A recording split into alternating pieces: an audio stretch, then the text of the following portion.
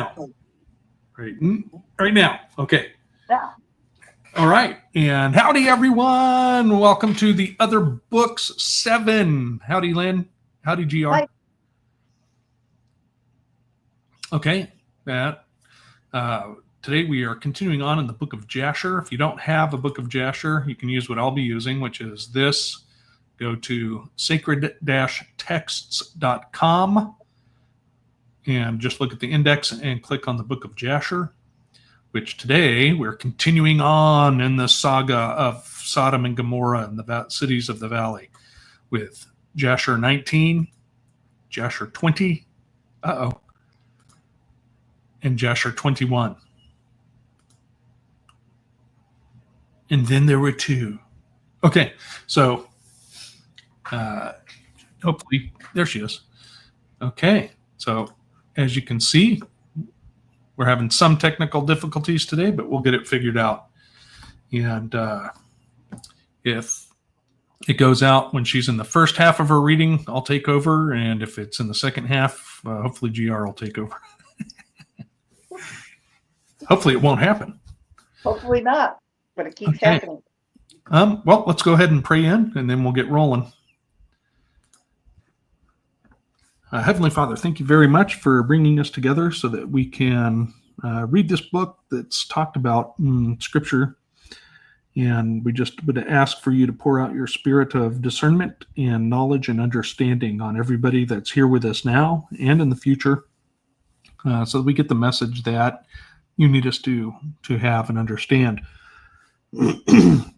We thank you for the healing and recovery for people that have had surgery recently, and would ask you to continue to restore them, as well as send your comforter to them and their families, and also the families of those that are that have loved ones that are not long for this world. We would ask you to comfort them and their relatives. We would also ask you to restore those that have been manipulated and essentially kidnapped, and return them to a proper state of mind and get them back to their loved ones. And we just thank you for that. Bless you, Father, in Jesus Yeshua's name. Amen. All righty. So we're going to start with this chapter. That would be Jasher chapter 19. And let's see, share screen. Let's go up here. Book of Jasher, right there. Then you click share, but then you have to go back and click add. Hey, look at that. All right. So the book of Jasher chapter 19. Wait, that's not the book of Jasher. There we go. And the cities of Sodom had 4 judges to 4 cities, and these were their names: Serach in the city of Sodom, Sharkad in Gomorrah, Zabnak in Admah, and Menon in Zeboim.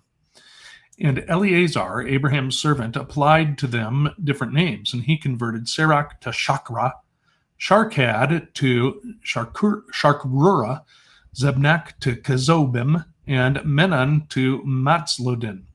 And by desire of their 4 judges, the people of Sodom and Gomorrah had beds erected in the streets of the cities. And if a man came to these places, they laid hold of him and brought him to one of their beds, and by force made him to lie in them. And as he lay down, 3 men would stand at his head and 3 at his feet, and measure him by the length of the bed. And if the man was less than the bed, these 6 men would stretch him at each end, and when he cried out to them, they would not answer him. And if he was longer than the bed, they would draw together the 2 sides of the bed at each end until the man had reached the gates of death. And if he continued to cry out to them, they would answer him, saying, "Thus shall it be done to a man that cometh into our land." And when men heard all these things that the people of the cities of Sodom did, they refrained from coming there. And when a poor man came to their land, they would give him silver and gold and cause a proclamation in the whole city not to give him a morsel of bread to eat, and if the stranger should remain there some days and die from hunger, not having been able to obtain a morsel of bread, then at his death all the people of the city would come and take their silver and gold which they had given to him.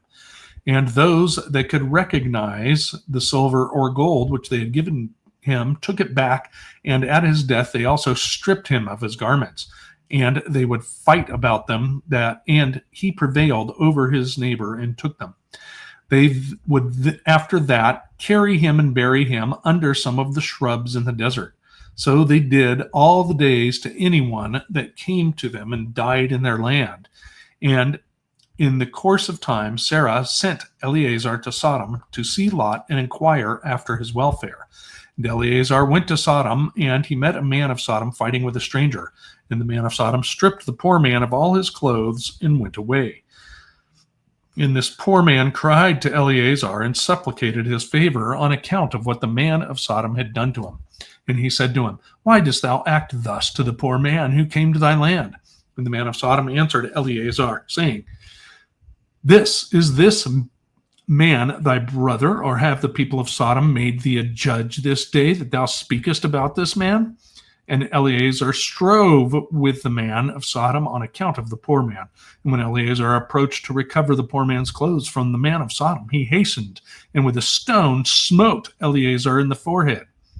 And the blood flowed copiously from Eleazar's forehead. And when the man saw the blood, he caught hold of Eleazar, saying, "Give me my hire for having rid thee of this bad blood that was in thy forehead, for such is the custom of the law in our land." And Eleazar said to him, "Thou hast wounded me, and requirest me to pay thee thy hire?" And Eleazar would not hearken to the words of the man of Sodom. And the man laid hold of Eleazar and brought him to Shachrah, the judge of Sodom, for judgment. And the man spoke to the judge, saying, "I beseech thee, my lord, thus has this man done, for I smote him with a stone that blood flowed from his forehead, and he is unwilling to give me my hire."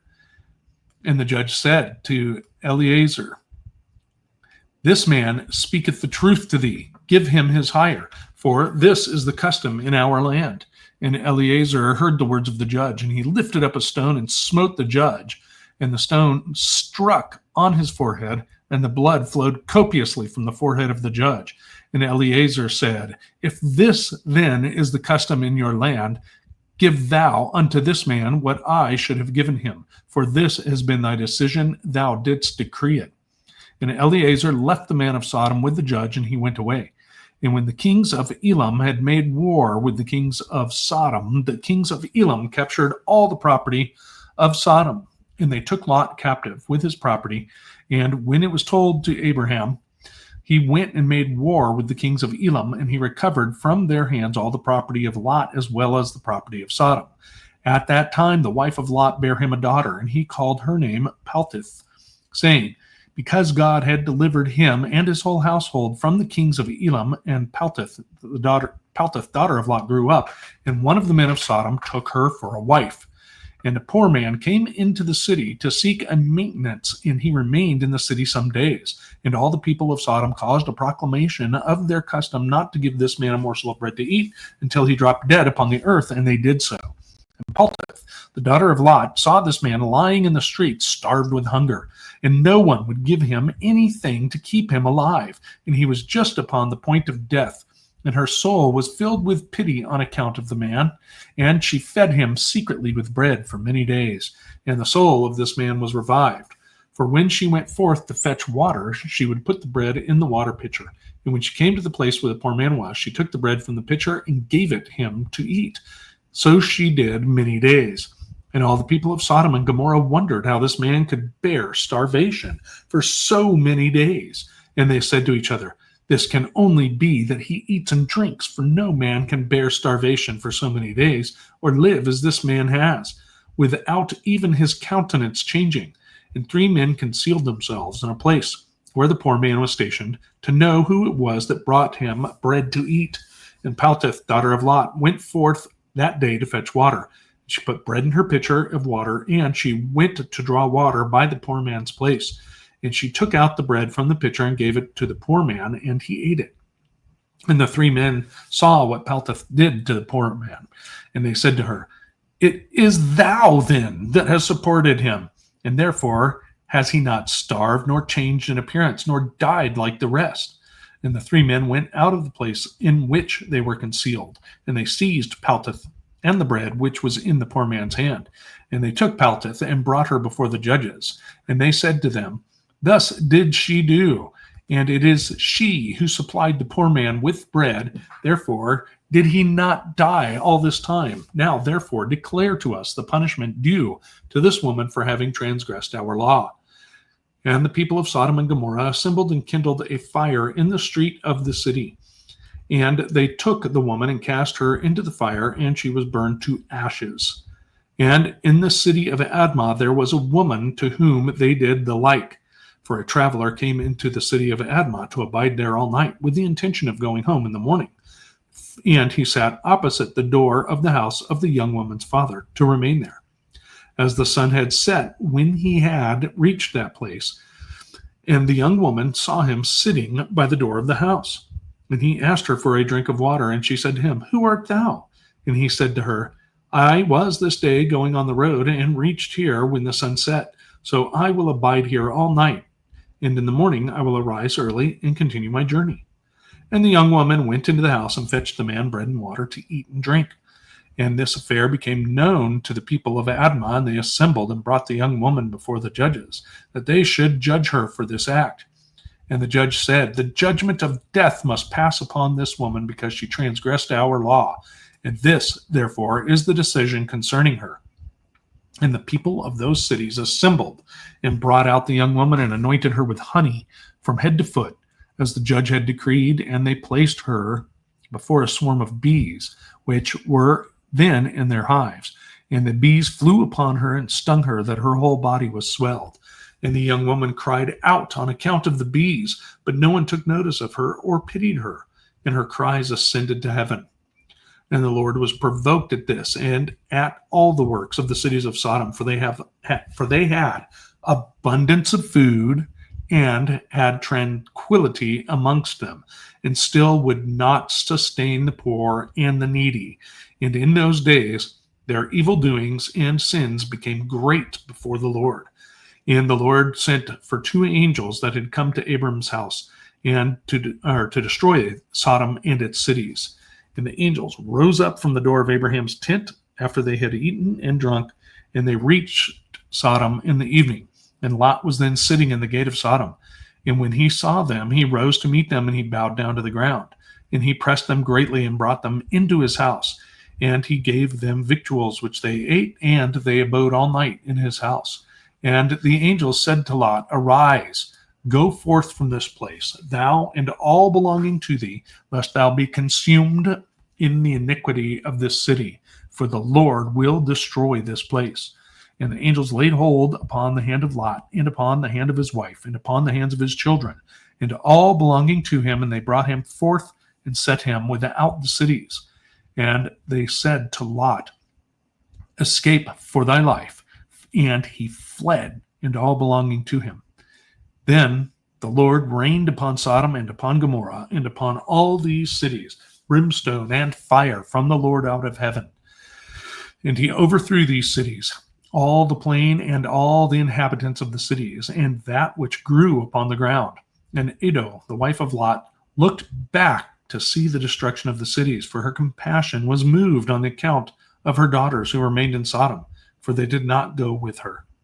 And when she looked back, she became a pillar of salt, and it is yet in that place unto this day.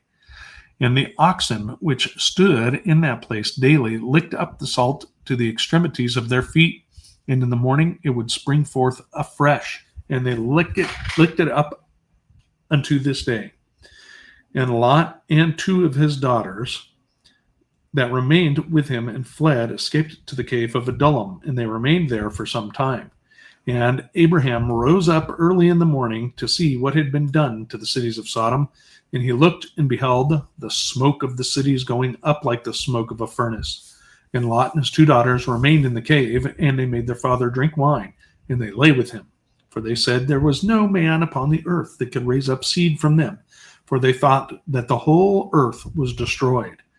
And they both lay with their father, and they conceived and bare sons. And the firstborn called the name of her son Moab, saying, From my father did I conceive him. He is the father of the Moabites unto this day. And the younger also called her son Ben Ami. He is the father of the children of Ammon unto this day. And after this, Lot and his two daughters went away from there, and he dwelt on the other side of Jordan with his two daughters and their son. And the sons of Lot grew up, and they went and took themselves wives from the land of Canaan, and they begat children, and they were fruitful and multiplied. Chapter 20. And at that time Abraham journeyed from the plain of Mamre, and he went to the land of the Philistines, and he dwelt in Gerar. It was in the 25th year of Abraham's being in the land of Canaan, and the 100th year of the life of Abraham, that he came to Gerar in the land of the Philistines. And when they entered the land, he said to Sarah his wife, Say thou art my sister, to anyone that shall ask thee, in order that we may escape the evil of the inhabitants of the land. And as Abraham was dwelling in the land of the Philistines, the servants of Abimelech, king of the Philistines, saw that Sarah was exceedingly beautiful, and they asked Abraham concerning her. Excuse me, I have a cat. Let's see. They saw that Sarah was exceedingly beautiful, and they asked Abraham concerning her, and he said, She is my sister. And the servants of Abimelech went to Abimelech, saying, A man from the land of Canaan has come to dwell in the land, and he has a sister that is exceeding fair. Excuse me, I own cats. Well, they own me. I'm so sorry. And Abimelech, okay, verse 5.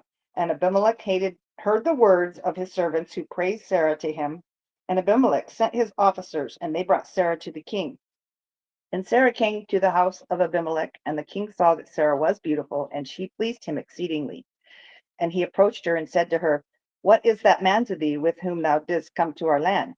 And Sarah answered and said, He is my brother, and we came from the land of Canaan to dwell wherever we could find a place. And Abimelech said to Sarah, Behold, my land is before thee. Place thy brother in any part of this land that pleases thee, and it will be our duty to exalt and elevate him above all the peoples of the land, since he is thy brother. And Abimelech sent for Abraham, and Abraham came to Abimelech. And Abimelech said to Abraham, Behold, I have given orders that thou shalt be honored as thou desirest on account of thy sister Sarah. And Abraham went forth from the king, and the king's present followed him. As at evening time, before men lie down to rest, the king was sitting upon his throne, and a deep sleep fell upon him, and he lay upon the throne and slept till morning. And he dreamed that an angel of the Lord came to him with a drawn sword in his hand. And the angel stood over Abimelech and wished to slay him with the sword. And the king was terrified in his dream, and said to the angel, In what have I sinned against thee, that thou comest to slay me with thy sword? And the angel answered and said to Abimelech, Behold, thou diest on account of the woman which thou didst yesternight bring to thy house. For she is a married woman, the wife of Abraham, who came to thy house.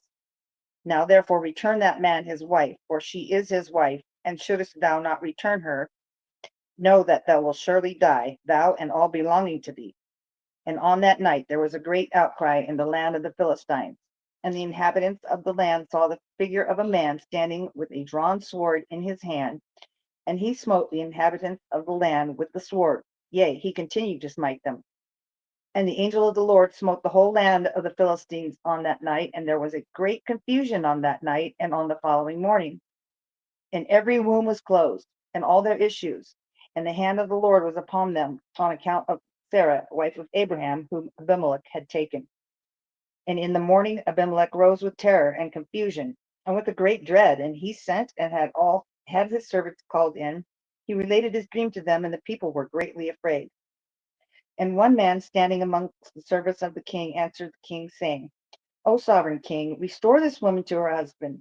for he is her husband. And for the like happened to the king of Egypt when this man came to Egypt. And he said concerning his wife, she is my sister, for such is his manner of doing when he cometh to dwell in the land in which he is a stranger.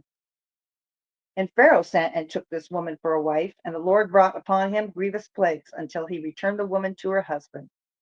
Now therefore, O sovereign king, know what happened yesternight to the whole land, for there was a very great consternation, and great pain and lamentation, and we know it was on account of the woman which thou didst take.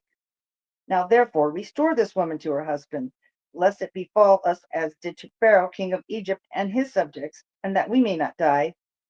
And Abimelech hastened, called, and had Sarah called for, and she came before him, and he had Abraham called for, and he came before him. And Abimelech said to them, what is this work that you've been doing and saying you are brother and sister? I took this woman for a wife. And Abraham said, because I thought I should suffer death on account of my wife. And Abimelech took flocks and herds and men servants and maidservants and 1,000 pieces of silver, and he gave them to Abraham, and he returned Sarah to him. Abimelech said to Abraham, behold, the whole land is before thee. Dwell in it, wherever thou shalt choose. And Abraham and Sarah his wife went forth from the king's presence with honor and respect, and they dwelt in the land, even in Gerar. And all the inhabitants of the land of the Philistines and the king's servants were still in pain through the plague which the angel had inflicted on them the whole night on account of Sarah. And Abimelech sent for Abraham, saying, pray now for thy servants to the Lord thy God, that he may put away this mortality from among us.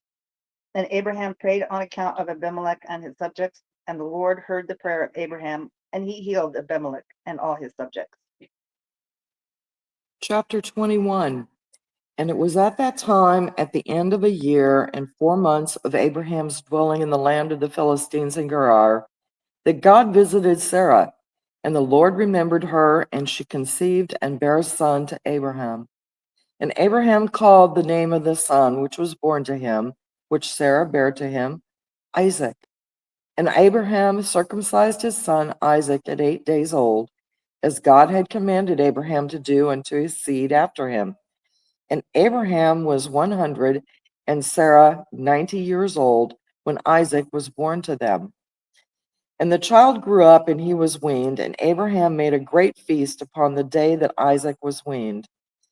And Shem and Eber and all the great people of the land, and Abimelech, king of the Philistines, and his servants, and Phicol, the captain of his host, came to eat and drink and rejoice at the feast which Abraham made upon the day of his son Isaac's being weaned. Also Terah, the father of Abraham, and Nahor his brother, came from Haran, they and all belonging to them, for they greatly rejoiced on hearing that a son had been born to Sarah. And they came to Abraham, and they ate and drank at the feast which Abraham made upon the day of Isaac's being weaned. And Terah and Nahor rejoiced with Abraham, and they remained with him many days in the land of the Philistines. At that time, Serug, the son of Reu, died in the first year of the birth of the Isaac, son of Abraham. And all the days of Serug were 239 years, and he died. And Ishmael, the son of Abraham, was grown up in those days. He was 14 years old when Sarah bare Isaac to Abraham. And God was with Ishmael, the son of Abraham, and he grew up, and he learned to use the bow and became an archer. And when Isaac was 5 years old, he was sitting with Ishmael at the door of the tent. And Ishmael came to Isaac and seated himself opposite to him. And he took the bow and drew it and put the arrow in it and intended to slay Isaac. And Sarah saw the act which Ishmael desired to do to her son Isaac, and it grieved her exceedingly on account of her son. And she sent for Abraham and said to him, cast out this bondwoman and her son, for her son shall not be heir with my son. For thus did he seek to do unto him this day. And Abraham hearkened to the voice of Sarah, and he rose up early in the morning, and he took 12 loaves and a bottle of water, which he gave to Hagar, and sent her away with her son. And Hagar went with her son to the wilderness, and they dwelt in the wilderness of Paran with the inhabitants of the wilderness. And Ishmael was an archer, and he dwelt in the wilderness a long time. And he and his mother afterward went into the land of Egypt, and they dwelt there. And Hagar took a wife for her son from Egypt, and her name was Meribah. And the wife of Ishmael conceived and bare 4 sons and 2 daughters. And Ishmael and his mother and his wife and children afterward went and returned to the wilderness. And they made themselves tents in the wilderness, in which they dwelt, and they continued to travel and then to rest monthly and yearly. And God gave Ishmael flocks and herds and tents on account of Abraham his father, and the man increased in cattle. And Ishmael dwelt in deserts and in tents, traveling and resting for a long time, and he did not see the face of his father. And in some time after, Abraham said to Sarah his wife, I will go and see my son Ishmael, for I have a desire to see him, for I have not seen him for a long time. And Abraham rode upon one of his camels to the wilderness to seek his son Ishmael, for he heard that he was dwelling in a tent in the wilderness with all belonging to him. And Abraham went to the wilderness, and he reached the tent of Ishmael about noon, and he asked after Ishmael. And he found the wife of Ishmael sitting in the tent with her children. And Ishmael, her husband, and his mother were not with them. And Abraham asked the wife of Ishmael, saying, Where has Ishmael gone? And she said, He has gone to the field to hunt. And Abraham was still mounted upon the camel, for he would not get off to the ground, as he had sworn to his wife Sarah that he would not get off from the camel. And Abraham said to Ishmael's wife, My daughter, give me a little water that I may drink, for I am fatigued from the journey. And Ishmael's wife answered and said to Abraham, We have neither water nor bread. And she continued sitting in the tent and did not notice Abraham, neither did she ask him who he was. But she was beating her children in the tent, and she was cursing them, and she also cursed her husband Ishmael and reproached him. And Abraham heard the words of Ishmael's wife to her children, and he was very angry and displeased. And Abraham called to the woman to come out to him from the tent. And the woman came and stood opposite to Abraham, for Abraham was still mounted upon the camel. And Abraham said to Ishmael's wife, When thy husband Ishmael returneth home, say these words to him. A very old man from the land of the Philistines came hither to seek thee. And thus was his appearance and figure. I did not ask him who he was. And seeing thou wast not here, he spoke unto me and said, When Ishmael thy husband returneth, tell him thus did this man say, When thou comest home, put away this nail of the tent, which thou hast placed here, and place another nail in its stead. And Abraham finished his instructions to the woman, and he turned and went off on the camel homeward. And after that, Ishmael came from the chase, he and his mother, and returned to the tent, and his wife spoke these words to him. A very old man from the land of the Philistines came to seek thee, and thus was his appearance and figure. I did not ask him who he was, and seeing thou wast not at home, he said to me, When thy husband cometh home, tell him, Thus saith the old man, Put away the nail of the tent which thou hast placed here, and place another nail in its stead. And Ishmael heard the words of his wife, and he knew that it was his father, and that his wife did not honor him. And Ishmael understood his father's words that he had spoken to his wife, and Ishmael hearkened to the voice of his father. And Ishmael cast off that woman, and she went away.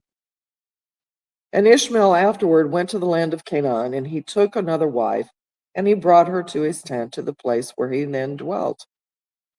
And at the end of 3 years, Abraham said, I will go again and see Ishmael my son, for I have not seen him for a long time.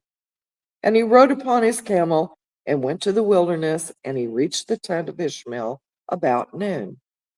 And he asked after Ishmael, and his wife came out of the tent, and she said, He is not here, my lord, for he has gone to hunt in the fields and to feed the camels. And the woman said to Abraham, Turn in, my lord, into the tent and eat a morsel of bread, for thy soul must be wearied on account of the journey. And Abraham said to her, I will not stop, for I am in haste to continue my journey. But give me a little water to drink, for I have thirst. And the woman hastened and ran into the tent, and she brought out water and bread to Abraham, which she placed before him, and she urged him to eat, and he ate and drank. And his heart was comforted, and he blessed his son Ishmael. And he finished his meal, and he blessed the Lord, and he said to Ishmael's wife, When Ishmael cometh home, say these words to him. A very old man from the land of the Philistines came hither and asked after thee, and thou wast not here. And I brought him out bread and water, and he ate and drank, and his heart was comforted. And he spoke these words to me, When Ishmael thy husband cometh home, say unto him, The nail of the tent which thou hast is very good. Do not put it away from the tent. And Abraham finished commanding the woman, and he rode off to his home in the land of the Philistines. And when Ishmael came to his tent, his wife went forth to meet him with joy and a cheerful heart. And she said to him, An old man came here from the land of the Philistines, and thus was his appearance. And he asked after thee, and thou wast not here. So I brought out bread and water, and he ate and drank, and his heart was comforted. And he spoke these words to me, When Ishmael thy husband cometh home, say to him, The nail of this tent which thou hast is very good. Do not put it away from the tent. And Ishmael knew that it was his father, and that his wife had honored him. And the Lord blessed Ishmael. Awesome. All right. Let us go back to chapter 19. Yeah, take a look at this. That.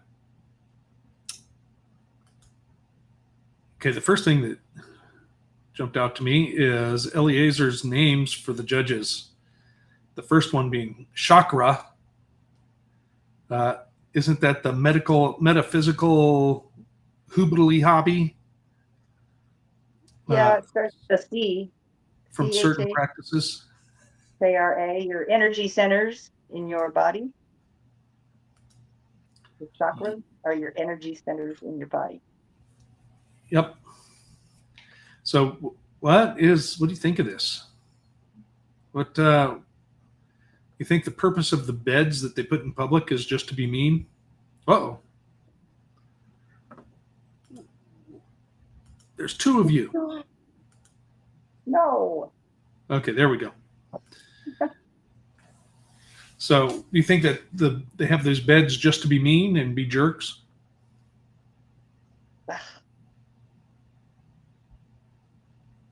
Isn't that kind of strange? They're stretching the short people and folding up the tall people.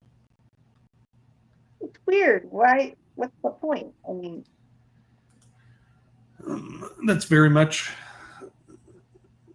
an interesting thing. Sadistic. It is.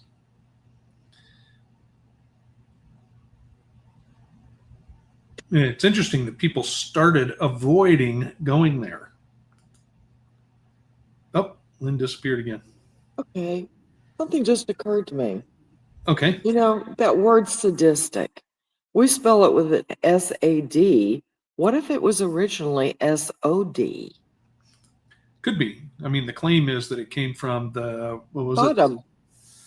Well, the claim, though, on the word sadistic is that it came from the Earl or Duke of Sade, S-A-D-E. Okay. And he used to, like, grab people out of the streets and do stuff to them.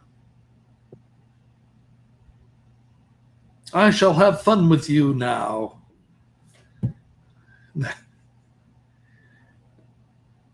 Okay, there she is. Okay. So that is rather interesting. And notice too, they would not feed the poor or the traveler. Now, this directly correlates to, I want to say, Ezekiel 16, where we're actually getting a word, right? Yah's faithless bride, and in 16 verse 2, Son of Man, cause Jerusalem to know her abominations. And then when we get down into verses, it makes a few references, but in, let's see, chapter 16, oh, maybe it's way down there. That it talks about this going on in Sodom. And let me see. I'm going to have to do it this way.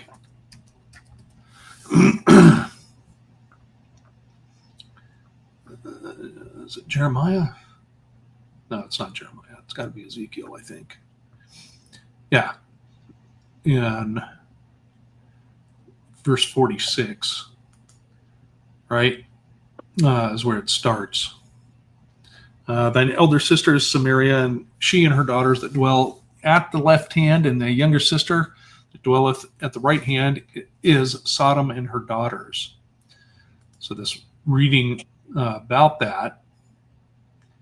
Verse 49, behold, this was the iniquity of your sister Sodom, pride, fullness of bread, and abundance of idleness was in her and in her daughters. Neither did she strengthen the hand of the poor and needy. And, it's funny because in churches, I asked for many years, why didn't Jesus, when he said the days of Lot, why didn't he bring up the homosexuality? Right? He said they builded, they planted. He didn't say that. But we have this and Ezekiel corresponding with each other, that they were hideous, horrible people. So, yeah, starve them to death. They wouldn't give them any bread, and then steal everything they had after they died, after they starved to death. Simply amazing. Did they just go bury him under the bushes? Yeah. Now, what's going on with the homeless people in the United States right now?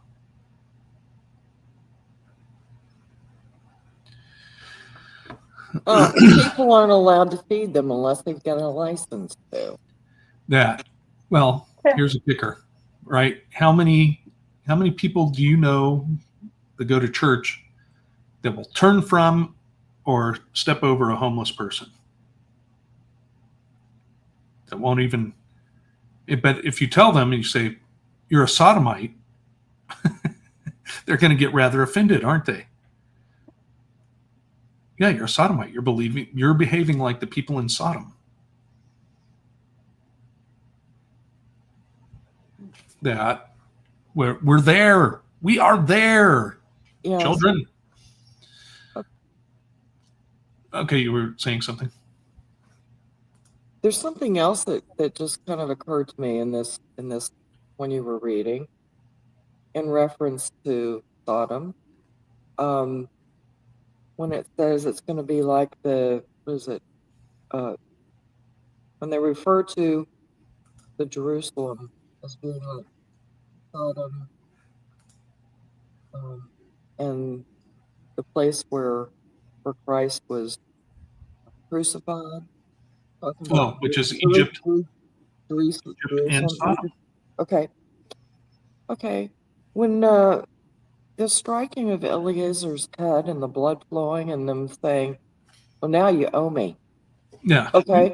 Yeah. Well, what is it that people have in the modern churches have in their doctrine is like, okay, Christ died for me. He owes me. Okay. Interesting. I'm like, wait a minute. I can see that. I can see Okay. that. And being through this book multiple times, okay, that one is the one that just now hit me. And then I was like, when the people cried and just said, let his blood be upon us. Now he Right. owes us. Well, you know what else too? Back to the comparison between the days of Lot and now. I Hmm. don't know if you all have seen it, but there's been a few cases, such as the mid-teenager that was in a group of people that broke into a house and got shot by the 90-some-year-old or 80-some-year-old World War II veteran, shot and killed. And now the family is suing the homeowner, That, right? that kind of stuff has been going on for a while, and it's It ridiculous. has been. It has been going on for a while in that, but it went on for a while here, much enough so that people are trying to avoid these cities and not go there. So it's very, in my opinion, it's very much those days. And then we see this too. Lot's daughter feeds this man who's starving to death. How many times have we seen in the news where people are running a soup kitchen or a bread line in a city and the city arrests them for giving out food?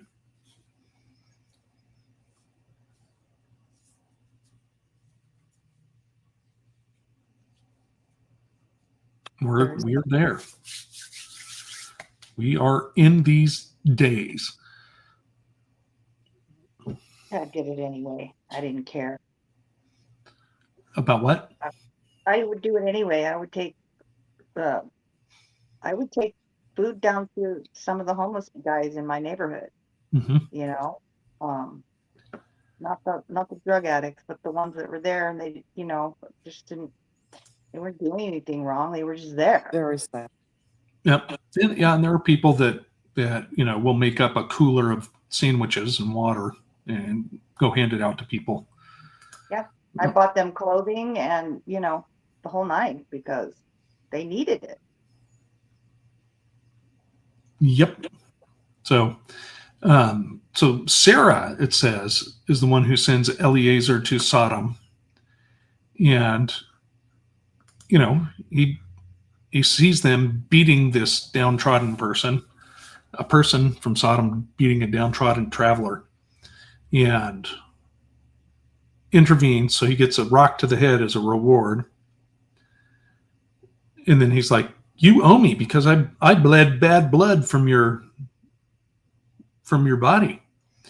So you have to pay me." And I don't know. I'm not pointing at the health system where people go to get help and they do weirdo things, but I am.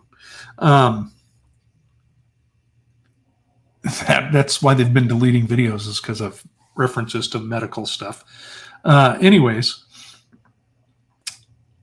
Babies. I love what he does with the judge. Yeah. I'll just remove myself from the equation since I owe him for hitting him with a rock. You owe me, so you pay him. Yeah. Tit for tat. Now, do you think that caused that judge to rethink his judgment? He couldn't argue with that logic. You wouldn't think so. That was their law. Right. Yeah. Oh. Breadcrumb. Breadcrumb. Of People, okay. And people that keep trying to say that Sarah was Abraham's sister. Okay. No. Here's one of your breadcrumbs. She was the sister of Lot. Okay. That's who? why Lot. Of Lot. Lot if you're speaking Hebrew, but it's Lot. We call it Lot. That was her brother. Okay. She was Abraham's niece, not his half-sister. It was her that sent Eliezer to check on her brother. Interesting. I'm going to have to look at that more.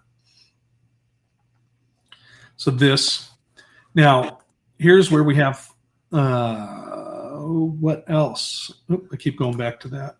Ezekiel. Which Ezekiel was that? I'm sorry. So I was writing that. Chapter 16, starting in the 40s. Okay. Yep. Let's see here. Yeah, so even killing her and this other woman in a different city, that for feeding the homeless or people that are traveling, murdering them. And this, now what do you make of this eternal pillar of salt that Ado, wife of Lot, becomes?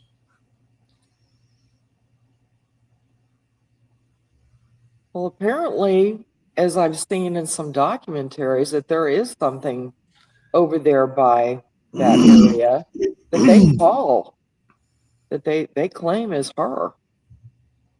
Yeah, I've seen that. Whether it is or to, not, I don't know. But I would like to check that out. So this, rising up like the smoke of a furnace when Abraham goes to look, see what happened. So then from Lot and his daughters, we get the Moabites and Ammon, the Ammonites, per this. Okay, let's go to 20, shall we? Let's go to chapter 20. 20. And what do we got here? So we have him doing the "You're my sister" again. We have him doing this again, and I'm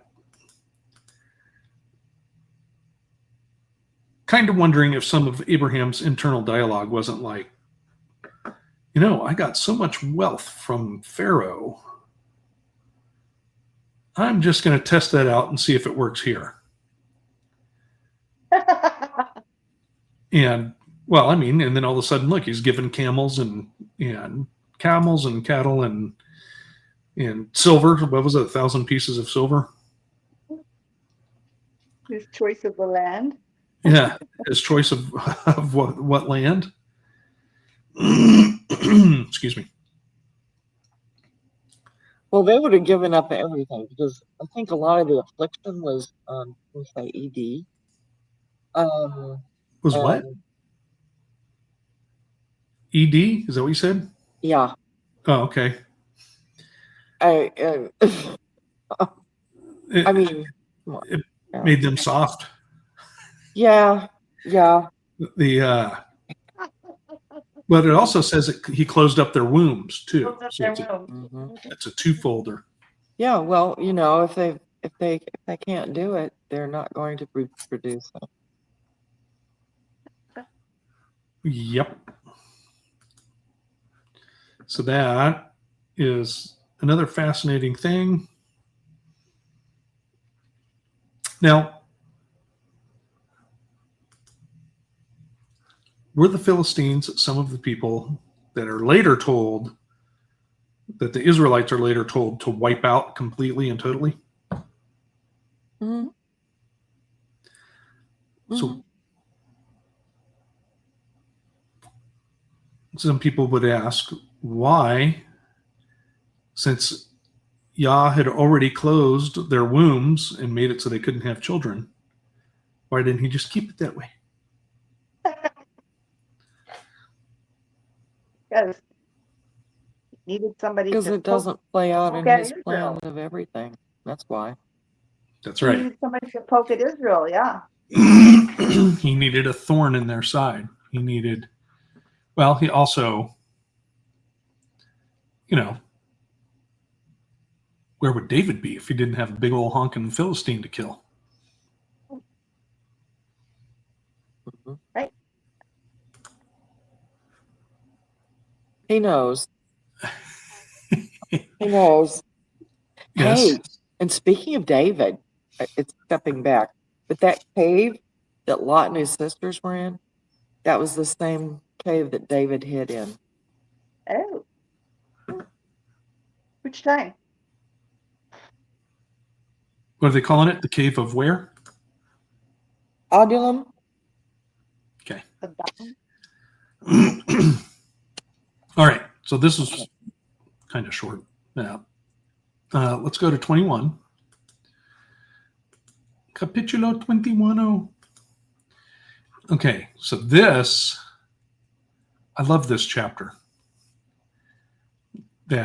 So Ishmael is being a butthead, pardon my French, as teenagers are wont to do.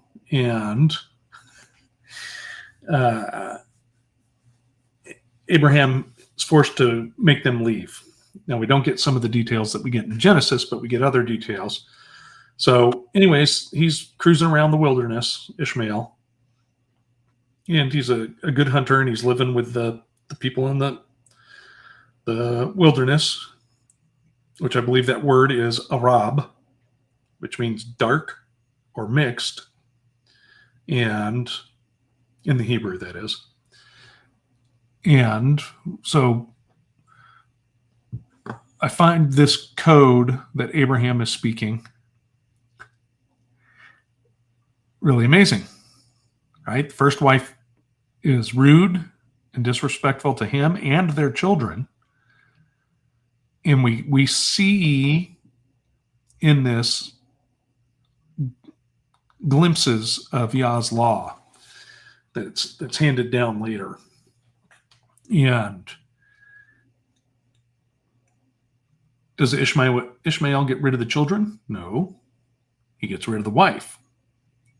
And in the Torah, the law, it says that if a man divorces his wife, any of the children born in the house stay with the father. And she goes back to her father's house. So that there is interesting modern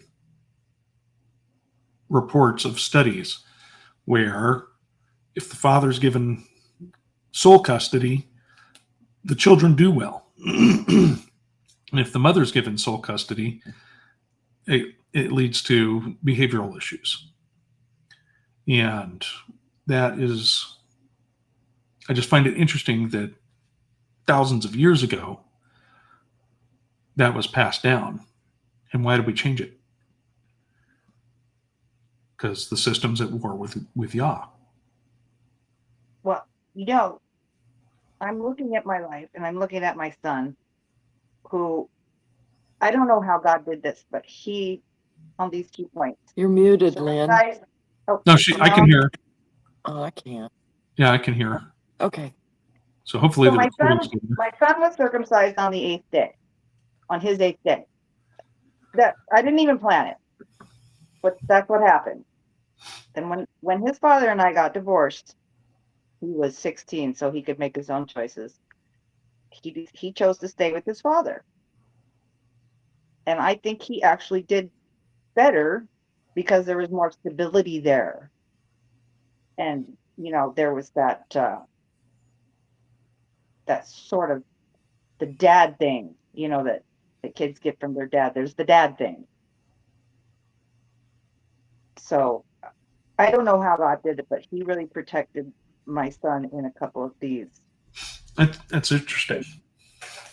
And it's hard to admit stuff like that. I fully admit. Yep. I just wanted the best for him, Well, we always do, And that the thing is, when we come to that point where we realize the way it's been done for thousands of years is the best thing, and it's not the borrow, hundreds of thousands of dollars to learn worthlessness that's never going to help you. And it's funny because I was just thinking about this. I know a number of people that for a minimal pay increase are told that they'll get that minimal pay increase when they get a master's degree. So they have to go into debt or struggle to get that master's degree, and they get it in, it's a flooded market. It's a flooded market of people with master's degrees, and to fight over, $3 or $4 an hour. And that's a horrible system. So it is. I worked for a corporation, will not be named Circle K, and everybody that worked there had degrees. They were all clerks. Yep. Every single one of them was a clerk. Yeah. Yep. And back when I was still doing job applications or resumes, I had put in for multiple administrative sort of positions, and I was up against people with master's degrees that wasn't even in an administrative or business field, but okay, that degrees really helped me out. They really messed up the system in order to line a few pockets of politicians and business people with trade schools and technical schools, and not everybody needs to go to college. Right. Period. I know someone that has very little formal education, but they have this intuitive gift for anything electrical, for anything mechanical. And if they had maintained the school system that I was in on the end of, where they taught trades in school, where you would leave high school after learning this stuff for free and get into an apprenticeship program, but they gutted that. And the funny thing is that the workers' unions in Europe refused to let that happen. As soon as they started talking about doing away with the guild, which is their version of the apprenticeship program, everybody went on strike. Nope, you're not doing away with the guild. And that here in the U.S. or North America, they don't have that. Workers don't have that bonding to back each other up. So, well, that's a bummer that's happening to those electricians. And now I know carpenters that are making more money than machinists that are working a union job. So they really did an evil to the system. It's very much like what we're reading about in chapters 19 and 20.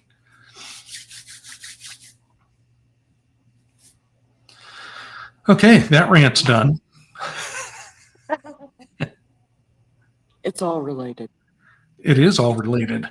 Yep. And it's nobody. Go I ahead. just want to say something. What stuck out to me today was in chapter 19, and they go and Lot's daughters lay with them, and they have babies, and she names her son Moab, and they become the Moabites. And then later, here comes Ruth, and I see how Jesus' line was kept all in the family. It's crazy. Yep. But here's the other thing, though. Never Too, noticed that before. when you look at the law, right, and it says, cursed to the third and fourth generation, and when it also says to the fatherless, the bastard, will not be allowed into the congregation until the 10th generation. Well, all that time had passed before the Moabites, before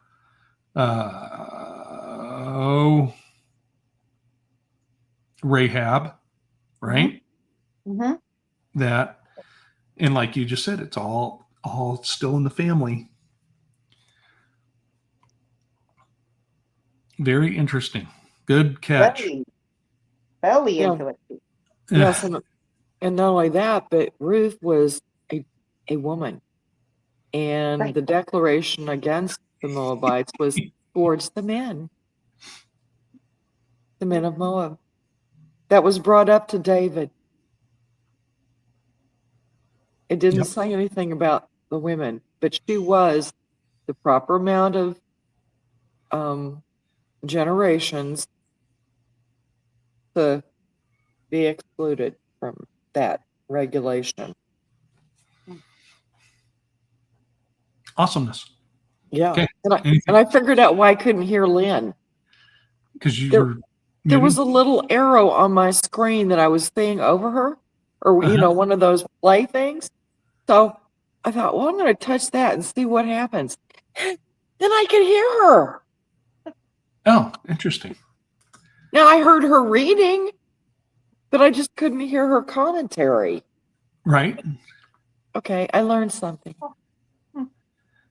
All right. Well, thank you for reading, GR. Thank you for reading, Lynn. And thank you, everybody, for coming and hanging out with us. Again, if you want to check Jasher or some of these other books out, Pray for Discernment. Go to sacredtexts.com, sacred-texts.com. That's the index there. And, you're going to find the reason they took a lot of these books and hid them or made them not as available is because there's stuff they don't want us putting together. So, anyways, all right, everybody, muchas gracias. That means thank you very much. And I love you all. Bye. Bye. Bye.